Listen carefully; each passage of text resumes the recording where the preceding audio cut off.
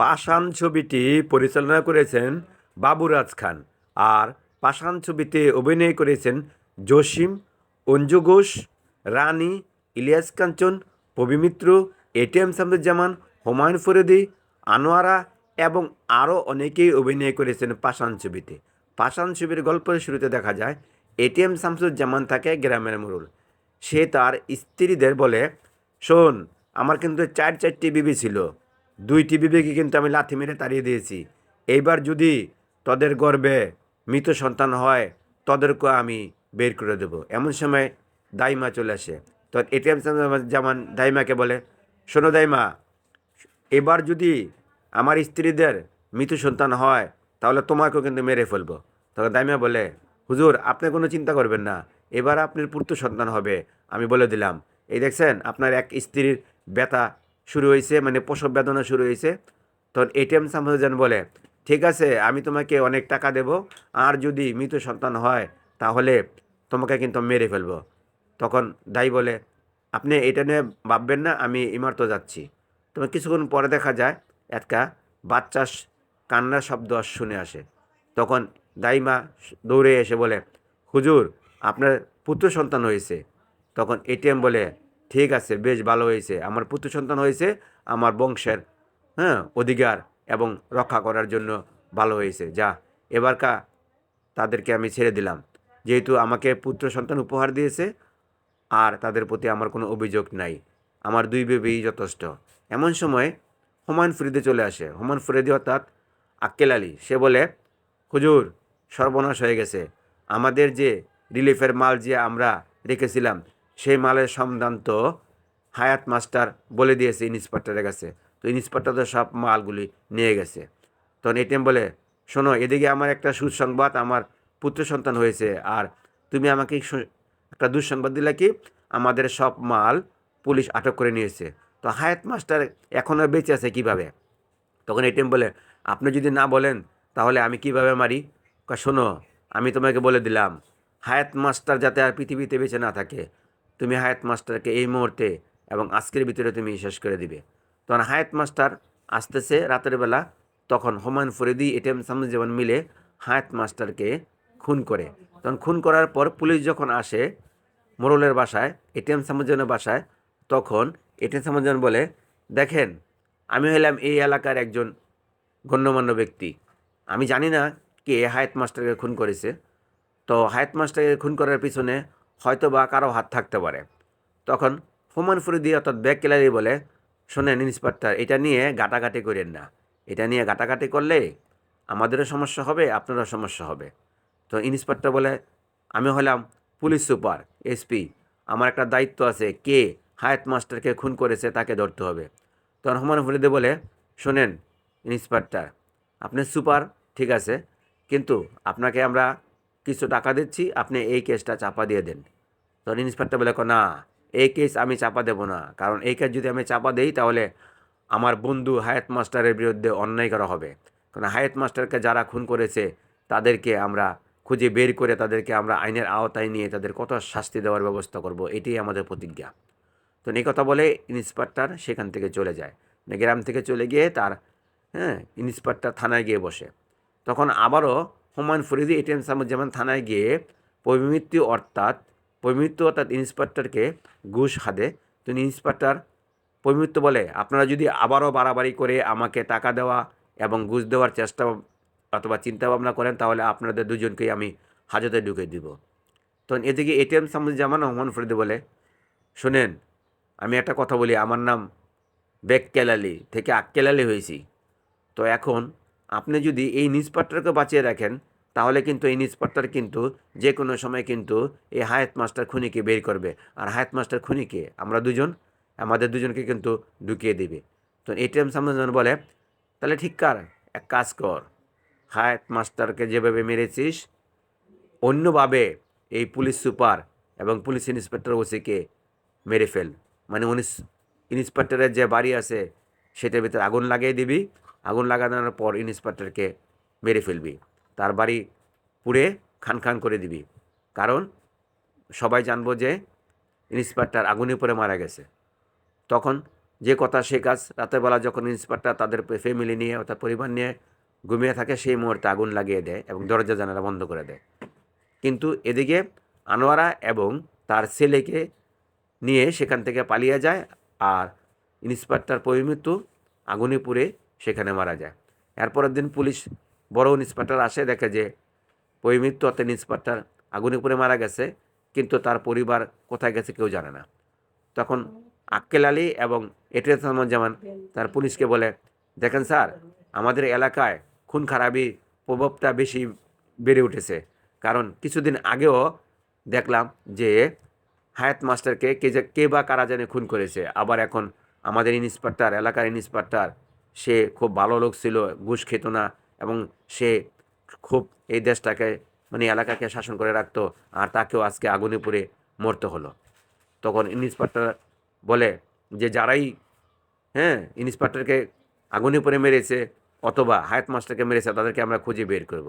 তো এই কথা বলে চলে যায়। তখন এদিকে হাসাহাসি করে হুমায়ুন ফরিদি আর হইলো শামসুজ্জামান। হুমায়ুন ফরিদি বলে, শোনেন, আপনি মোরল কথা ঠিক আছে, কিন্তু এখন থেকে আমি হব আপনার আরেক মোরল।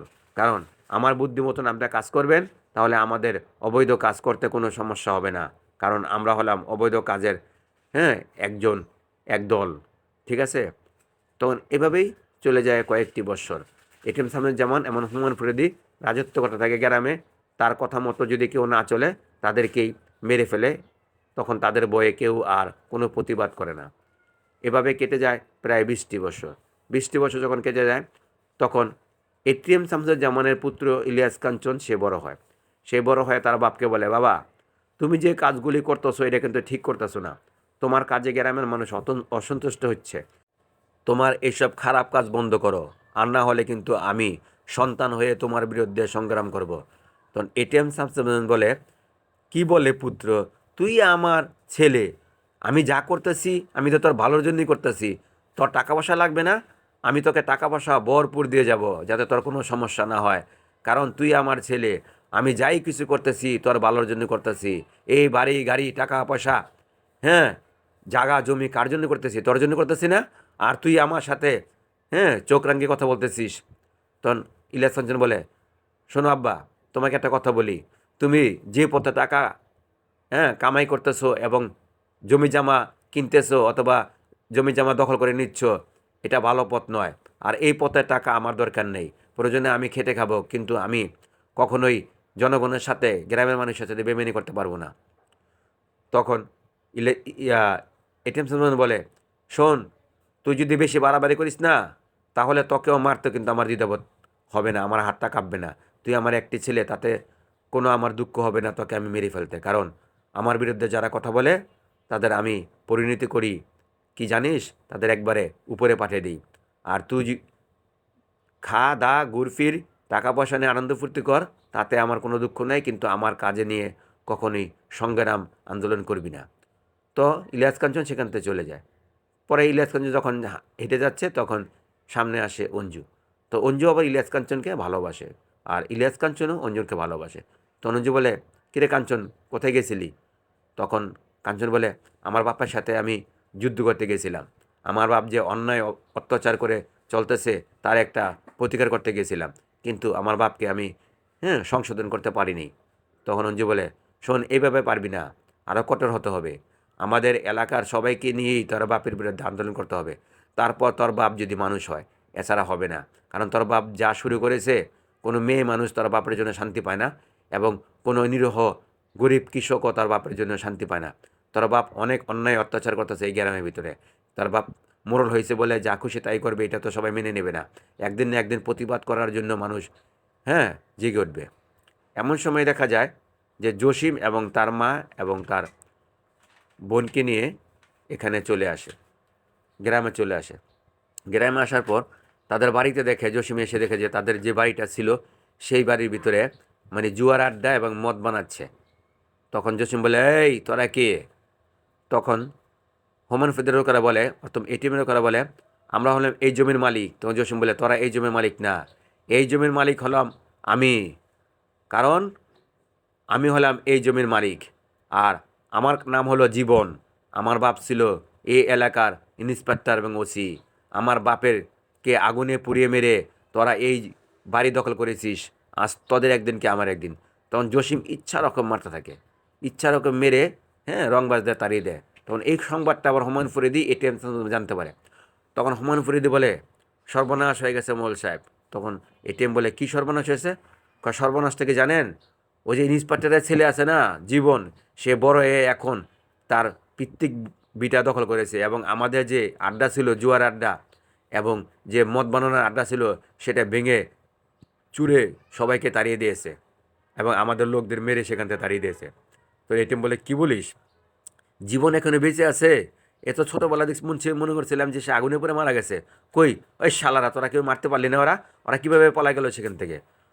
তখন হুমায়ুন ফরিদে বলে, হুজুর কেমনে যে পলাই গেল সেটা তো টেরই পাইলাম না। আমার মনে হয় জানালা দিয়ে অথবা দরজা দিয়ে আগুন লাগার পরেই সেখান থেকে পালিয়ে গেছে। তখন জসিম আটতে থাকে।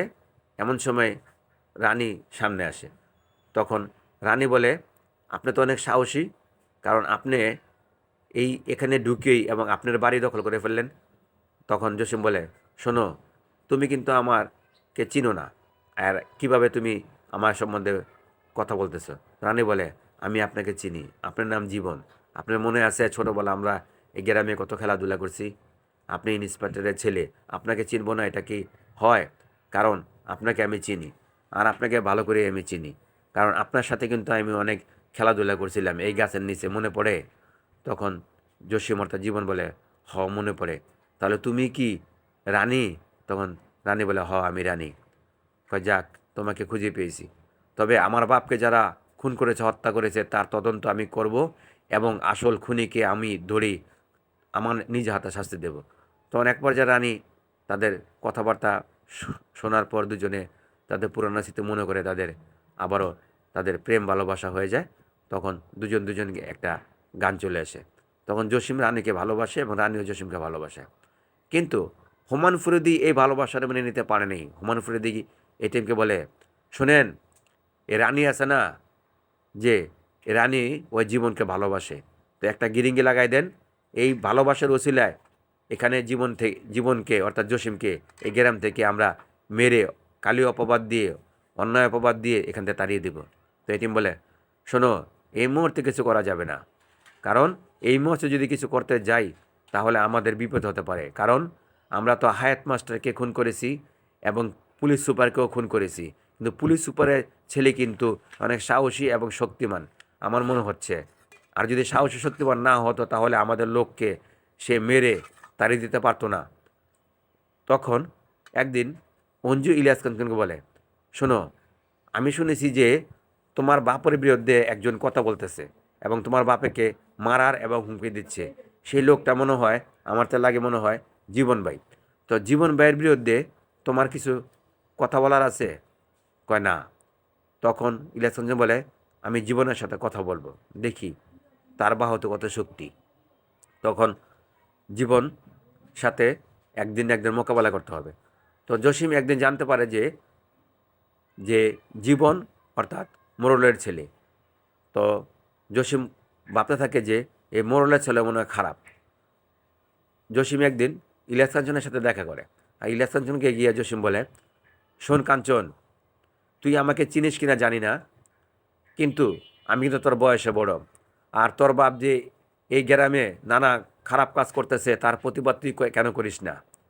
তুই তো যুবক, তুই তো চাস যে এলাকায় মাদক মুক্ত থাকুক, এলাকা ঘুষ এবং সুদ খাওয়া বন্ধ থাকুক, তুই এটা চাস না? তখন জীবন বলে, আমার বাপ যে মারা গেছিল আগুনে পড়ে, তুই কি এটা জানিস? তখন ইলিয়াস কাঞ্চন বলে, তোর বাপ যে কীভাবে মারা গেছিল অথবা কেন মারা যায় নাই সেটা তো আমি জানি না, কিন্তু তুই আমার বাপের বিরুদ্ধে কেন কথা বলেছিস? তখন জীবন বলে, তোর বাপ একটা সুদখোর, তোর বাপ একটা জালিয়াতি, তোর বাপ একটা অত্যাচারী, এবং তোর বাপই আমার বাপকে মেরেছিল এবং হায়াত মাস্টারকে মেরেছিল, এটার প্রমাণ আমি জানতে পেরেছি। তখন কাঞ্চন বলে, শোন, তুই কিন্তু বেশি বাড়াবাড়ি করতেছিস, আমার বাপকে নিয়ে যদি আরেকটা কথা বলিস তাহলে আমি তোর জিভ টেনে ছিঁড়ে ফেলবো। তখন জসিম বলে অর্থাৎ জীবন বলে, তুই আমারকে হুমকি দিচ্ছিস, তুই আমার জিভ ছিঁড়ে ফেলবি? আরে তুই খবর নিয়ে দেখ, তোর বাপ যে সব অপকর্ম করে বেড়াচ্ছে, তুই তো তার ছেলে হয়ে কিছুই বলতেছিস না, আর তার সাথে আছে বেক্কেলালি না আক্কেলালি, সেও মিশে আমাদের এই এলাকায়, হ্যাঁ, যুব সমাজটাকে ধ্বংস করছে এবং সুদ ঘুষ খেয়ে জবরদখল করে এলাকা জিম্মি করে রেখেছে। নিরীহ মানুষের কাছ থেকে জমি জোর করে দখল করে নিচ্ছে। তুই শুনেও না শোনার ভান করে আছিস, এর প্রতিবাদ তুই করিস না কেন?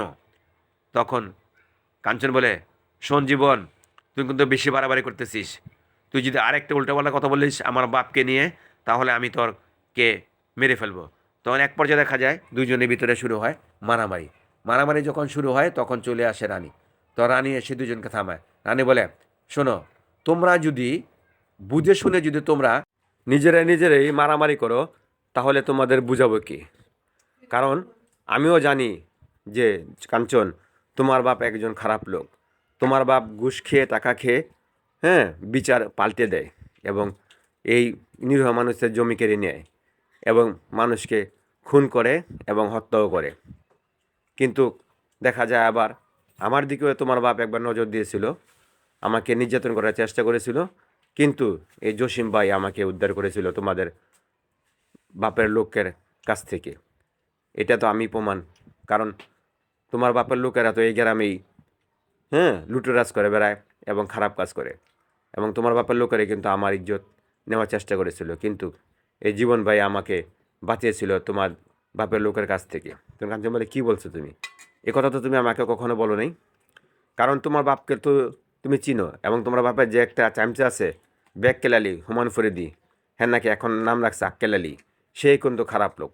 সে আমার উপরও নানা অত্যাচার করে এবং আমি কিছুই বলি না এবং প্রতিবাদ করি না, কিন্তু এখন আর করতে পারে না, কারণ জীবন ভাই আসার পর থেকে সে সতর্ক হয়ে গেছে। তখন কাঞ্চন বলে, তাই নাকি? আমি জানি যে আমার বাপ খারাপ, কিন্তু আমার বাপ যে এত খারাপ সেটা আমি জানি না, কিন্তু আমার বাপের সাথে আমি আজই ফয়সালা করব। তখন ইলিয়াস কাঞ্চন সেখানে চলে যায় তার বাপের কাছে। তখন গিয়ে বলে, বাবা, তুমি যদি আরেক দিন কোনো খারাপ কাজ করো আর যদি অন্যায় করো, মানুষ যদি আঙ্গুল তুলে আমার দিকে কথা বলে, তাহলে আমি কি তোমাকে কিন্তু ছেড়ে কথা বলবো না। আর তুমি গরিব মানুষের কাছ থেকে যে জমি দখল করে নিয়েছো, তাদেরকে বেদখল করেছো, তাদের সব জমির কাগজপত্র ফিরিয়ে দাও। তো এটিএম বলে, এটা কি মামার বাড়ির আবদার? এই বেটা, তুই কোন দিকের মাতবর? তুই তো আমার সন্তান, তুই বাপের সাথে তর্ক করিস? তো এত বড় স্পর্ধা? তো হোমার বাড়ি বলে, শোনো বাবা, তুমি যেটা বুঝো না, যেটা জানো না, সেটা নিয়ে তুমি কথা বলো না। কারণ আমি জানি যে তোমার বাপ একজন ভালো মানুষ, একজন সৎ মানুষ, আর তুমি তোমার বাপের বিরুদ্ধে কথা বলতেছো। এটা কিন্তু ঠিক না। কারণ এভাবে যদি তুমি তোমার বাপের বিরুদ্ধে কথা বলো এবং তোমার বাপ যদি তোমার কাছে অপমানিত হয়, তাহলে গ্রামের মানুষকে তোমার বাপকে মান্য করবে? করবে না। তখন কাঞ্চ বলে, শোনেন চাচা, আপনি এখানে মাতাবরি করবেন না। এখানে বাপ ছেলে কথা বলতেছে, আপনি এখানে কি? আপনি তো স্বপ্ন নষ্টের মূল, আপনি হলেন নাটের গরু। আপনি তো আমার বাপকে খারাপ পথে চালাচ্ছেন। আপনিই তো আমার বাপকে সব খারাপ কাজ করাচ্ছেন। আপনি আর সেখান থেকে টাকা পেয়ে আপনি নিজের পকেট ভরছেন। আপনি, হ্যাঁ, জমি কিনতেছেন, দালান করতেছেন, বাড়ি করতেছেন, এবং শুনতেছি নাকি আপনি নাকি আবারও ঢাকা গিয়া জায়গা কিনবেন। আপনি কোথায় পান এত টাকা? তখন হুমায়ুন মজিদ বলে, শোনো বাবা, তুমি কিন্তু বেশি বাড়াবাড়ি করতেছ। বেশি বাড়াবাড়ি কিন্তু ভালো না, আর বেশি বাড়াবাড়ি কিন্তু আমি পছন্দ করি না। তার কাঞ্চন বলে, আপনি পছন্দ করেন বা করেন না, সেটা আপনার ব্যাপার। আমি সাবধান করে দিয়ে যাচ্ছি, আজকের পর যদি আপনারা যদি খারাপ কাজ করছেন, তাহলে আমিও আপনাদের ছেড়ে কথা বলবো না এবং আপনাদের আমি ছাড়বো না। এই কথা বলে কাঞ্চন সেখান থেকে চলে যায়। তো জসিম একদিন হুমায়ুন ফরিদ দেখে বলে, শোনো আক্কেলালি চাচা, আমি জানি আমার বাপকে কে খুন করেছে, কিন্তু প্রমাণ পাইনি। যেদিন প্রমাণ পাবো সেদিন আমি একটাকেও ছাড়বো না। আমি শুধু প্রমাণের অপেক্ষায় আছি। আমার বাপকে আগুনে পুড়িয়ে কে মেরেছে আর আমার চাচা হায়াত মাস্টারকে কে মেরেছে, তাদের খুনের তদন্ত একদিন না একদিন খুঁজে বের করব। আর যেদিন খুঁজে বের করব সেদিন হয়তোবা আপনিও রেহাই পাইবেন না চাচা। কিন্তু এখনও সময় আছে, আপনি বলে দেন যে হায়াত মাস্টার এবং আমার বাপকে খুন কে করেছে। হোমরা ফরিদ বলে, বাবা, আমরা তো সাধারণ মানুষ, আমাদেরকে খুন করা শোভা পায়। কে বা কারা মেরেছে সেটাকে আমি বলতে পারি বাবা। তো এতটুকুই বলতে পারি যে তোমার বাপকে কে মেরেছে, এত আগুন লাগিয়েছে কে, এত হায়াত মাস্টার কে মেরেছে, সেটা সঠিক বলতে পারি না, কিন্তু এখানে সম্ভবত আমার মনে হয় এখানে মোরলের হাত আছে। তখন জসিম বলে, আপনি তো মোরলের এক ঘনিষ্ঠ চামচা, তো আপনি আমার মোরলের নাম কেন নিচ্ছেন?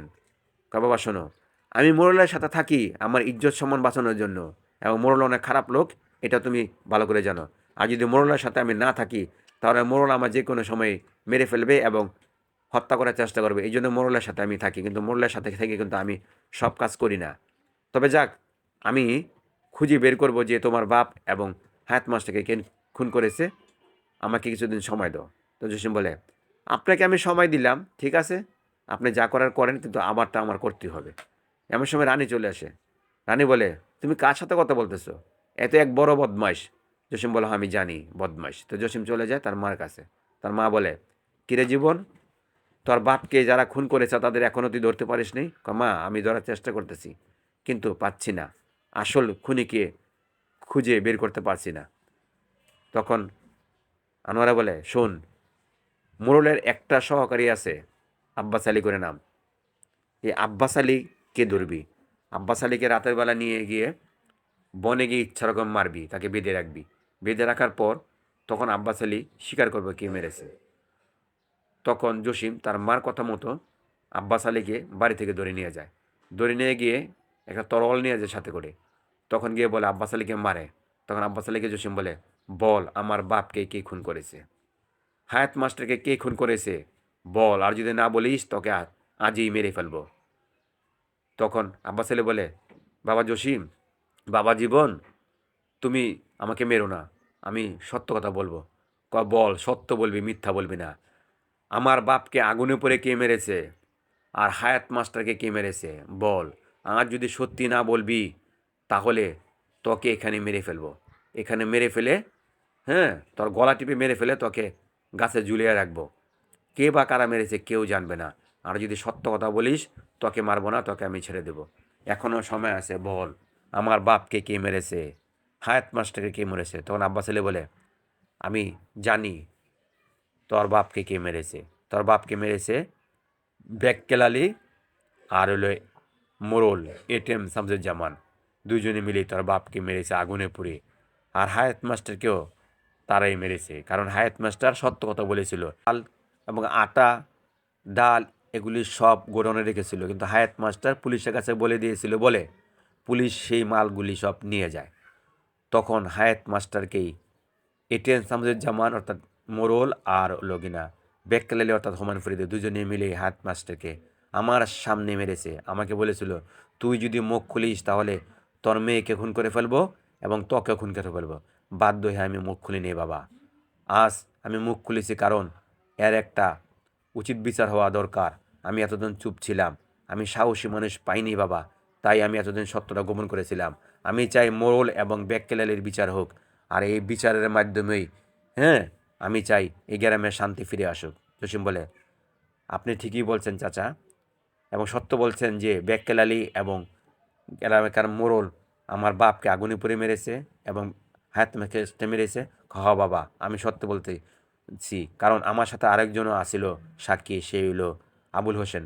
সে আবুল হোসেনে জানে যে আমরা তার কথায় বাধ্য ছিলাম এবং আমরাই খুন করে নেই, কিন্তু আমাদের সামনে থেকেই তাদেরকে ধরে নিয়ে হত্যা করেছিল এবং তোমার বাপকে আগুনে পুড়ে মেরেছিল, কিন্তু আমরা জানি, আমরা বলতে পারিনি। জসিম বলে, আমার বাপকে যারা মেরেছে, হায়াত মাস্টারকে যারা মেরেছে, তাদের একটাও ছাড়বো না। তাদেরকে আমি মেরে একেবারে গাছের ঝুলিয়ে রাখবো, কারণ আমার বাপকে যেভাবে মেরেছিল আগুনে পুড়ে, ঠিক তেমনিভাবে আগুনে পুড়ে আমিও এই বেক্কেল আলী এবং মোড়লকে মারবো। এই আমার প্রতিজ্ঞা। যান, আর একটা কথা বলে দিলাম, আমি যে আপনাকে এখানে ধরে এনেছি, আমি যে আপনার কাছ থেকে কথা আদায় করেছি, এই কথাটা গোপন রাখবেন, কারণ এটা যদি জানতে পারে তাহলে আপনাকেও তারা মেরে ফেলবে।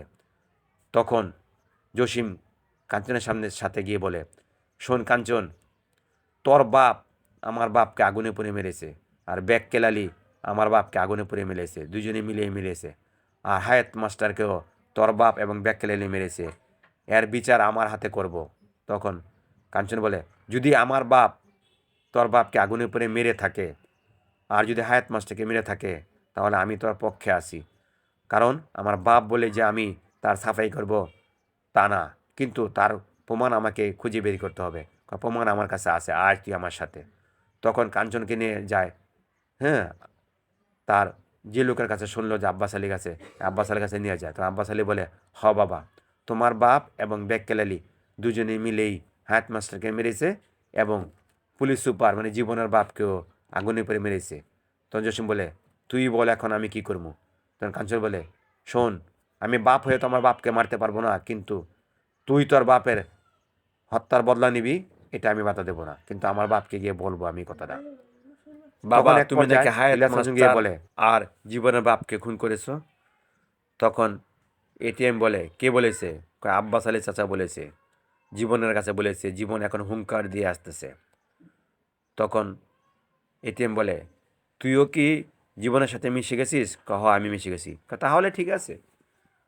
তখন এটিএম বলে, তুই আমার পুত্র হয়ে তুই পিতার বিরুদ্ধে সংগ্রাম করতেছিস না? আজ তোকে আমি মেরে ফেলবো। তখন এটিএম বলে, এই কে আছিস? আমার ছেলেকে বেঁধে ফেল। তখন এটিএম শামসুজ্জামান তার ছেলে ইলিয়াস কাঞ্চনকে বেঁধে ফেলে কয়, আমার আস্তানে নিয়ে যা। তখন নিয়ে যা। হুমায়ুন ফরিদ বলে, আপনার ছেলেকেও বেঁধে ফেলছেন? হ, চল, আমার দল ফল নিয়ে চল। আমার মনে হয়, হ্যাঁ, জীবন অর্থাৎ পুলিশ ইন্সপেক্টরের ছেলে আমাদের উপর হামলা করতে আসবে, আমরা এখান থেকে সরে পড়ি। তখন ইলিয়াস খানকে বেঁধে নিয়ে তারা চলে যায় একটি পাহাড়ের জঙ্গলে, সেখানে ইলিয়াস খানকে বেঁধে রাখে। তো এমন সময় জসিম, অঞ্জু এবং রানী তারা হুঙ্কার দিয়ে হাতের লাঠি তরোয়াল নিয়ে তারা আসতে থাকে। তখন এক পর্যায়ে গিয়ে সেখানে গিয়ে তারা চলে গিয়ে জসিম গিয়ে বলে, শোন মোরল আর শোল বেক্কালালি, তোরা আমার বাপকে মেরেছিস আগুনে পুড়ে, এবং আমার চাচা হায়াত মাস্টারকে মেরেছিস, তোদের আমি ছাড়বো না। সেখানে শুরু হয়ে যায় এক ভয়ঙ্কর লড়াই এবং মারামারি এক পর্যায়ে ইলিয়াস কাঞ্চনকে জসিম সেই বাঁধন থেকে ছেড়ে দেয়। জসিমও, হ্যাঁ, মারামারি করে, ইলিয়াস কাঞ্চনে মারামারি করে এবং রানীও মারামারি করে এটিএম শামসুজ্জামানের লোকের সাথে এবং হুমায়ুন ফরিদের লোকের সাথে। তাদের মারতে মারতে এক পর্যায়ে দেখা যায় যে তারা পালিয়ে যাচ্ছে। হুমায়ুন ফরিদিকে ধরে ইলিয়াস কাঞ্চন, যে তুই আমার বাপকে নষ্ট করেছিস, তুই আমার বাপকে খারাপ করেছিস, তোর কারণে আমার বাপ খারাপ হয়েছে, তোকে আজ মেরেই ফেলবো। তখন ইলিয়াস কাঞ্চন হুমায়ুন ফরিদিকে মারতে থাকে, আর জসিম গিয়ে ধরে এটিএম শামসুজ্জামানকে। এটিএম শামসুজ্জামান একটা করে ঘুষে মারে আর বলে, তুই আমার বাপকে আগুনে পুড়িয়ে মেরেছিস না, আজ আমি তোকে আগুনে পুড়িয়ে মারবো। এই দেখছ হাতে মধ্যে কি? পেকটুল। এই পেকটুল দিয়ে তোকে আমি আগুনে পুড়িয়ে মারবো। তখন এটিএমকে মারতে মারতে ক্লান্ত করে ফেলে, পেট্রোল ঢালার পর যখন নাকি ম্যাচটা, হ্যাঁ, জ্বালিয়ে তা শরীরে দিবে, এমন সময় দেখা যায় পুলিশের বাসি আসতে থাকে। তখন পুলিশ বলে, আইন কেউই আপনারা নিজের হাতে তুলে নেবেন না, আমাদের কাজ আমাদের করতে দেন, কারণ যারা অপরাধ করেছে তাদের আমরা কঠোর শাস্তি দেব। কারণ যারা পুলিশ সুপার ওসিকে মেরেছে এবং হায়াত মাস্টারকে যারা মেরেছে তাদের খবর আমরা পেয়ে গেছি। আমরা শুনতে পেরেছি গ্রামের মোড়ল আর বেককেলালি মিলে হায়াত মাস্টার এবং ওসিকে মেরেছে, এই খবরটাই পেয়েছি। তাই আপনারা কেউ আইন নিজের হাতে তুলে নেবেন না, আমাদের কাজ আমাদের করতে দেন। তখন পুলিশ গিয়ে এটিএম শামসুজ্জামান এবং বেককালিল অর্থাৎ হুমায়ুন ফরিদকে ধরে ফেলে। তখন ধরে ফেলার পরে জসিম বলে, স্যার শুনেন, এই এটিএম শামসুজ্জামান অর্থাৎ এলাকার মোড়ল যত খারাপ কাজ আছে না, না, তিনি করতেন, এবং আমার বাপকে আগুনে পুড়ে মেরেছে। আমিও তাকে আগুনে পুড়ে মারতে চেয়েছিলাম, কিন্তু আপনাদের জন্য পারিনি। কয়, না বাবা, আইন নিজের হাতে তুলে নেও নাই, এটা ভালো কাজ করেছো, কারণ আইন নিজের হাতে তুলে নেওয়া উচিত না, আমাদের কাজ আমাদেরকে করতে দাও। তখন পুলিশরা এটিএম শামসুজ্জামান এবং হুমায়ুন ফরিদকে ধরে নিয়ে যায়। জসিম বলে, যা এবার জেলের গাড়ি টান, ফাঁসি তো নিশ্চিত ওদের হবে। তখন দেখা যায় জসিম, অঞ্জু এবং রানী, ইলিয়াস কাঞ্চন সবাই মিলে যায়। আনোয়ারায় গিয়ে বলে, সাবাস, ভালো কাজ করেছিস। এক পর্যায়ে কিছুদিন পরে বিচারের রায় হয়, হুমায়ুন ফরিদি এবং এটিএম শামসুজ্জামানের ফাঁসির রায় কার্যকর হয়, এবং জসিম এবং ইলিয়াস কাঞ্চন কান্নাকাটি করে। তারপর জসিম তাকে বুঝায় তার বাপ অন্যায় করেছিল, তার শাস্তি পেয়েছে, এত তার মন খারাপ করার কিছুই নেই। তখন ইলিয়াস কাঞ্চন জসিমকে জড়িয়ে ধরে, এখন রানীকে জসিমকে জড়িয়ে ধরে এবং অঞ্জুকে জসিমকে জড়িয়ে ধরে, অর্থাৎ কাঞ্চনকে জড়িয়ে ধরে, তারা সবাই মিলে যায়। এভাবে পাষাণ ছবির গল্পটা শেষ হয়। পাষাণ ছবিটি বাবুরাজ খান খুব সুন্দর করে পরিচালনা করেছিলেন। অ্যাকশনধর্মী ছবি ছিল পাষাণ ছবিটি। তখন যখন ছবিটা হলে মুক্তি পায়, ছবিটা সুপার ডুপার হিট ব্যবসা করে এবং অনেক প্রশংসা করে আর জসিম এই ছবিতে অভিনয় করে।